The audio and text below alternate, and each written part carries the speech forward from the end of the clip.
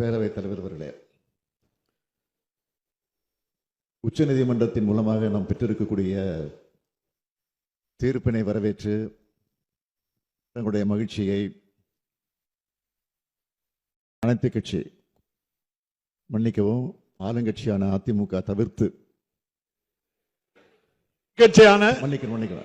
எதிர்கட்சியான பதட்டத்தில் இருக்கிறேன். நான் அவ்வளவு மகிழ்ச்சியில் இருக்கிறேன்.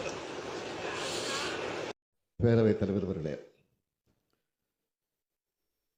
உச்சநீதிமன்றத்தின் மூலமாக நாம் பெற்றிருக்கக்கூடிய தீர்ப்பினை வரவேற்று தங்களுடைய மகிழ்ச்சியை